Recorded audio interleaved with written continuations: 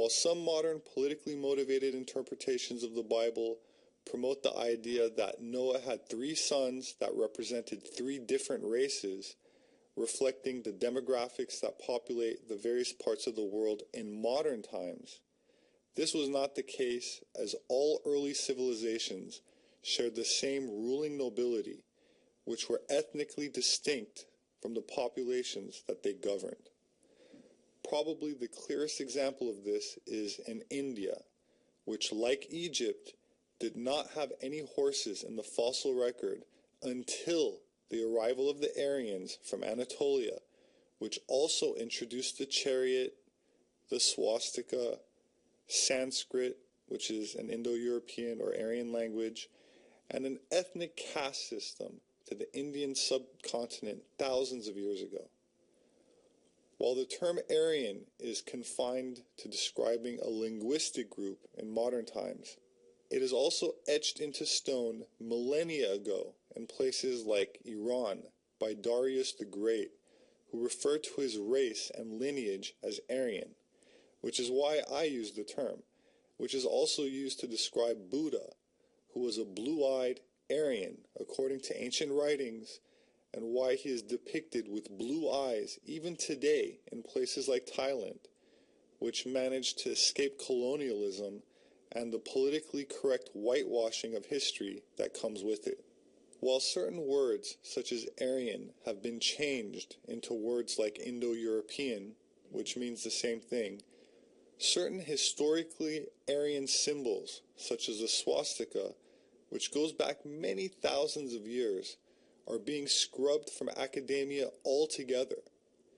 This brings up the question, why? Whatever the reason, what cannot be denied is the reality of 4,000-year-old blonde and red-headed mummies discovered in places like China, which predate the arrival of East Asians to the area by several millennia.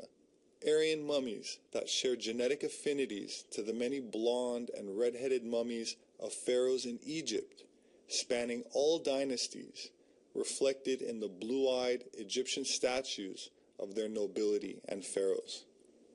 Which brings us back to the Philistines, or as the ancient Egyptians called them, Peliset, who Ramesses the Great described as being part of the Sea People, a confederation of 9 tribes, including the Peliset, which many scholars trace to parts of the Mediterranean and Anatolia.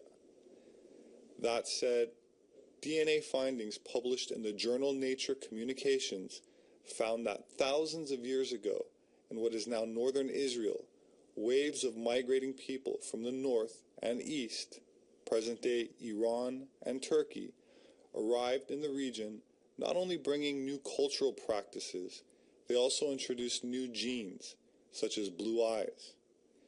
Archaeologists analyzing DNA from 600 skeletons preserved in an Israeli cave, which experienced a significant cultural shift around 4,500 BC, or 6,500 years ago, these waves of blue-eyed immigrants from the Caucasus Mountains of Anatolia, where Noah was said to have settled, and from where we get the term Caucasian from, as well as from Iran, a word that comes from Aryan, was brought up in an interview of Lauren Moret by Professor Hamamoto, which was titled Ancient Bloodlines, Contemporary Power, which I'd like to play some brief excerpts from now.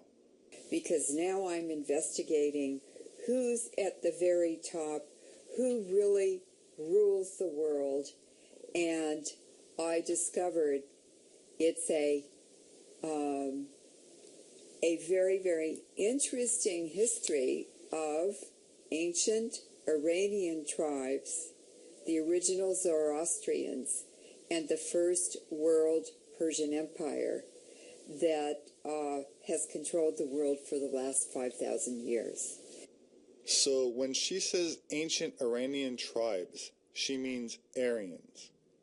Persian is an ethnic group that makes up about 60% of the modern nation of Iran, and the first Persian Empire dates to about 500 BC, founded by Cyrus the Great.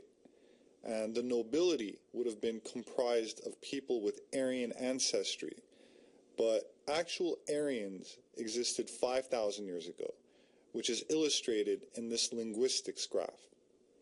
We can see that Aryans are also referred to as Proto-Indo-Europeans, as opposed to modern Persian or Farsi, which is here, or Hindi, a language spoken in modern India, which is here, or English, the language I'm speaking now, which is here. They're all in the Aryan language family, but actual Aryans were 5,000 years ago and extinct in its original form. The closest or first branch would probably be the Hittites, which is here, and the next closest would probably be the Tocharians, which is here. So, with that understanding, let us continue.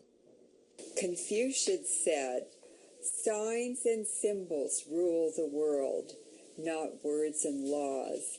And when I let go of that and I began trusting myself and my intuition and my experience and my insights, it changed everything, and I began looking at signs and symbols, and that's what opened all the doors.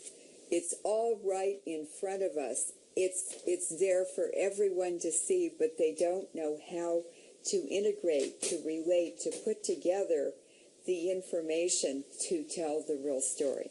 Mm-hmm. I can guarantee you that this synthesis, this grand synthesis that you've managed to pull together, it's not being taught in the contemporary university. No. This, what we are about to present to you, ladies and gentlemen, is a paradigm buster. And the academic establishment are going to have to come in this direction.